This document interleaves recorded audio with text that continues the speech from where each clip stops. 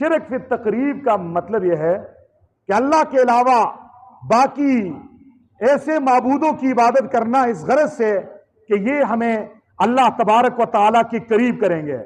اس شرک کو شرک فی تقریب کہتے ہیں. شرک فی تقریب. مشرکین مکہ اس شرک میں گرفتار تھے، اور آج کے جاہل پیروں کی کہ جاہل مرید بھی شرک میں گرفتار ہیں. مشرکین سے جب کہا جاتا تھا لات منات عزا ان بتوں کے سامنے سجدے کیوں کرتے ہو، وہ کہتے تھے ما نعبدہم الا لیقربونا الی اللہ زلفا، ہم ان کی عبادت اس غرض سے کرتے ہیں یہ ہمیں اللہ کے قریب کرتے ہیں. اور کبھی کہتے تھے یہ ہمارے سفارشی ہوں گے.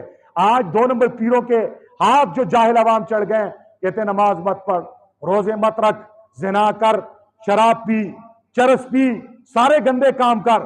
کہا نماز کیوں نہ پڑھ؟ کہا نماز پڑھی پڑھائیں ہم آپ کو دے دیں گے. توحید کی ضرورت نہیں ہے. صحابہ کرام پہ بکواس کرنے والا وہ طبقہ ہے، ایمان نام کی چیز نہیں ہے. اور کوئی کہتا ہے یار آپ کیوں ان کے ہاتھ چڑھے ہو، یہ تو شرک ہے. کہتے ہیں یہ ہمیں پار لگائیں گے، یہ ہمیں قیامت والے دن بچائیں گے. یہ شرک فی تقریب ہے.